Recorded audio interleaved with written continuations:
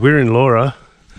We're staying at this caravan park because Kara didn't want to stay under the bridge because she didn't like the feel of the ground. And she thought someone would open a dam and wash us away during the night.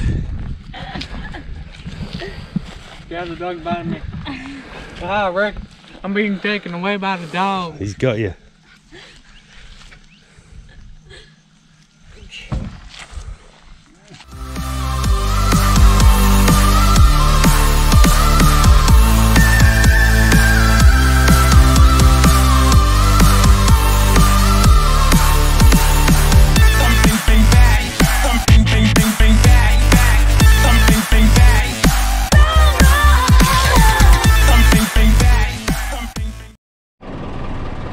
This is welcome to Rinyuri Lakefield National Park.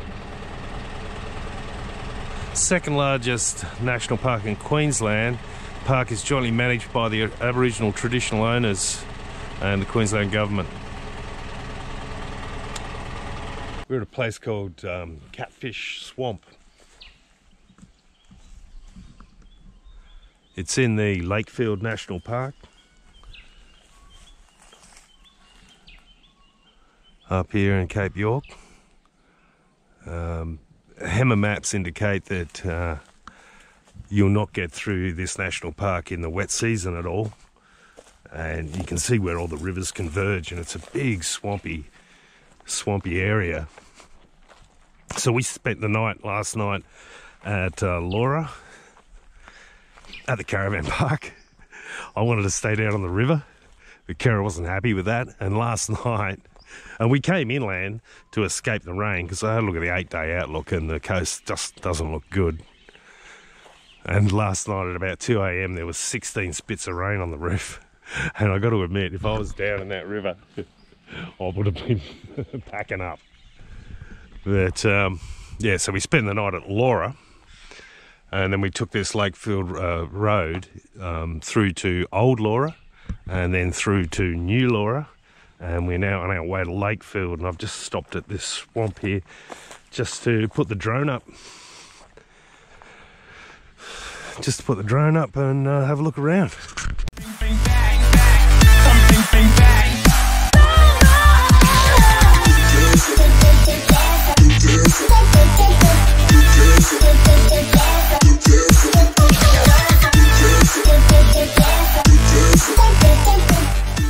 So we went through Lakefield National Park today and we're stopping at Musgrave tonight. Really just pulled up here. I'm going to have a beer and watch the Warriors and West Tigers. Yeah.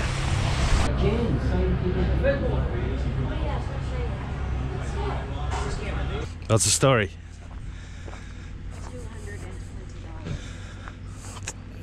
That's disgusting. 220.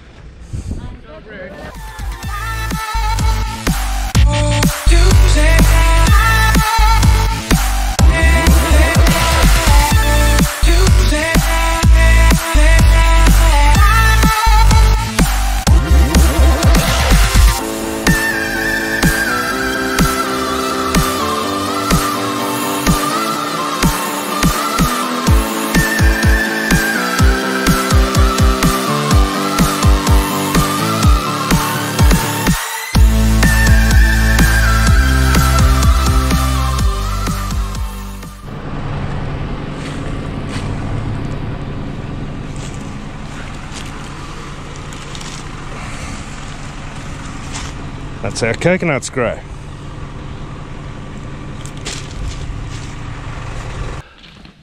So we're here, is it Bamaga here? Yeah, I think it is. And apparently when the Japanese were coming down and invading Australia through New Guinea and Singapore and Darwin, Cape York was a big base. That's a DC-3 there. I've actually built a trailer using DC-3 wheels. A DC-3 aircraft departed Archfield, Brisbane. En route to New Guinea, the aircraft crashed at this site at 05:18 hours in 1945. This memorial was erected in memory of all those on board who died in the crash. Yeah, yeah. So DC-3s, they were one of the most populous planes ever built.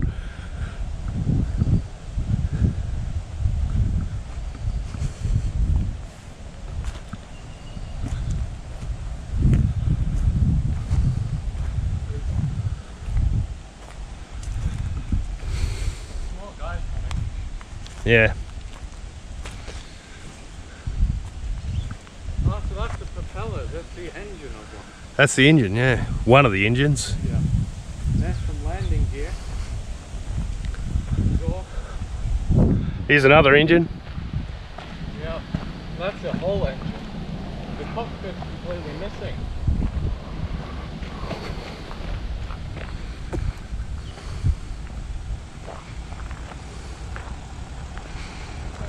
Yeah. This is the engine. This engine would go on that, wouldn't it? That's part of the wing, isn't it? Yeah. Yeah. So that big engine would go on there. And you said there's dozens everywhere here. Yeah, yeah.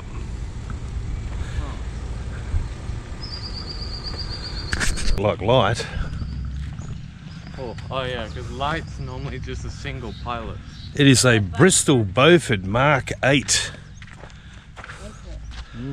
Australian-made twin-engine torpedo bomber. So I was right, it was a bomber. 2,000 pounds of bombs. A machine gun.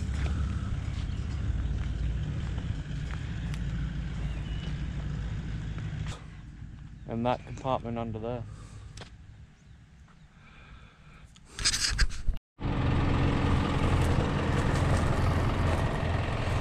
So this is an old World War II fuel dump out near the airport.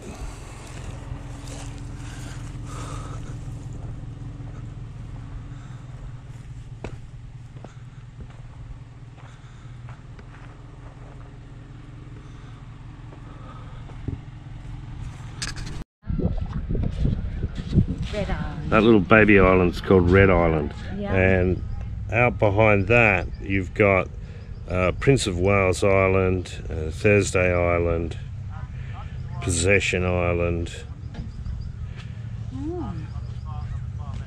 and then you got New Guinea.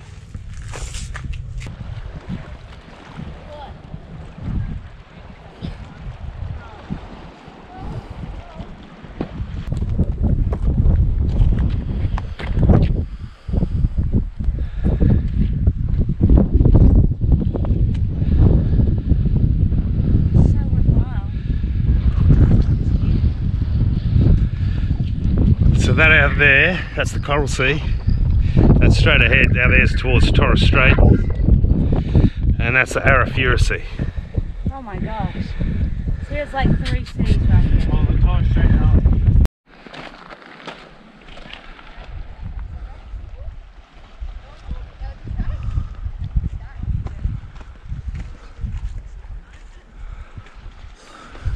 Guess who's been in? Oh yeah. Goddamn rock stackers. Oh, yeah.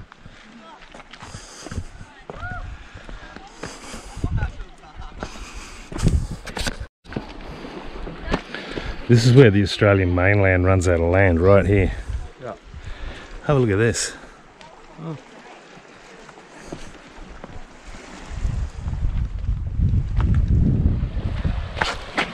Oh, slippery, Will. Yeah, I know. Better go and stand by the sign. Front. I'm sure he can't slip in. You gonna go and stand by the sign, Kara? That's far enough, mate.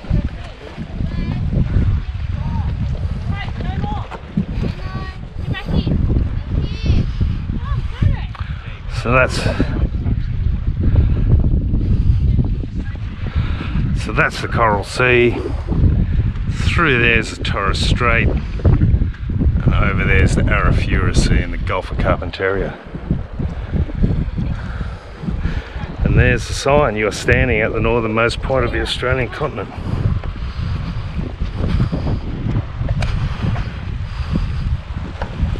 A couple of blokes out there fishing.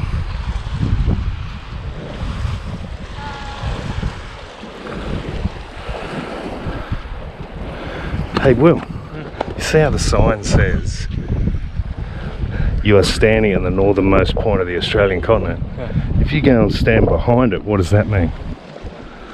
You're standing further than the northernmost point? Do it, go and walk around the back of it. No. I don't want to break the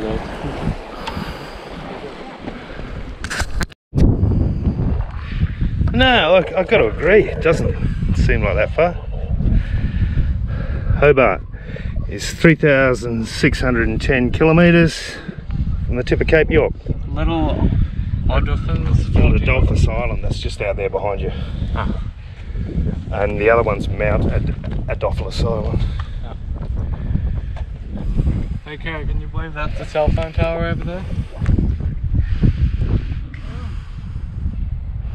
Another rack stop. Why do I want to keep calling it a rack stop? Rock stack. It's like Cassowary territory. What?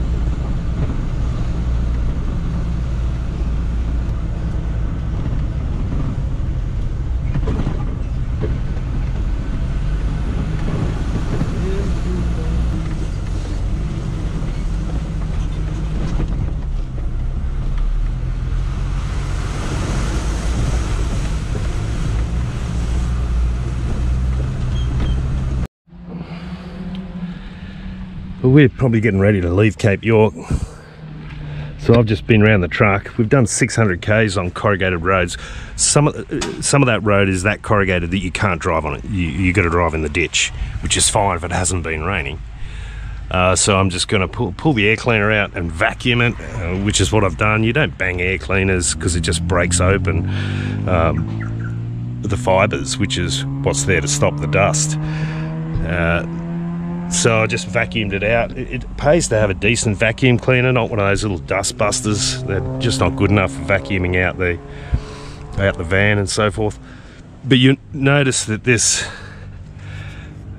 dust kind of sets like concrete, so I don't think I got a lot of dust out of there because most of it that's gone in there is set pretty well. That's okay. I carry a spare air cleaner. And I've just been round and I've greased the driveline, all the slip joints, all the uni joints, greased all the spring hangers, and just felt everything, make sure there's nothing loose, and everything looks pretty good. In particular, that front drive shaft, if you haven't got your hubs locked in and it's just sitting there not turning, then you tend to Brunel the little needles in the needle rollers, because they don't, well, even when the drive shaft's turning, the needle rollers don't turn around very much at all, which is why drive shafts have got to have an offset on them to make the universal joints work. It's got to be at least 5%. So everything out of there looks pretty good. Just grease it all, clean the air filter out, and get ready to go. On the way back, I'll stop and video some of the corrugations that you just can't drive on, where you've got to drive in the ditch. They're that bad, and show you something a little bit ironic about that too. The other thing I'll do is just check the pressures in my airbags, and we should be ready to go. As you can see, the truck's filthy.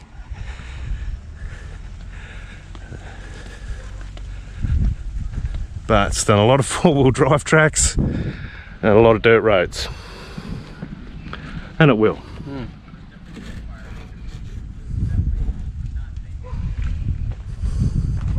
Got my air pressures way down. That was for that particular stretch of bad road. I thought I'll let the air pressure down here and absorb the shock. But the corrugations were too bad for that. You had to drive in the ditch. That's the horrible little grease gun I've used, but handy. I'm using a molybdenum disulfide based grease because they're an ideal. They're an ideal, that molybdenum disulfide, which is pretty much a fancy name for graphite type of thing. Very good for impact, and that's what you want on a drive shaft. A drive shaft. Oh, sorry, on a universal joint, at least a universal joint, you don't need a grease that's there for high spin. You need a grease that's there for high load. So molybdenum disulfide does that. And I always try and get one with a tacky additive because it tends to expel water, and we've driven through a lot of river crossings. Over and out. What I do with my fuel filters, there's the two primary fuel filters with water traps in the bottom of them. But what I've been doing is letting the left-hand tank run dry. So I filled both tanks up with diesel that I knew was good diesel, that there'd be no water in.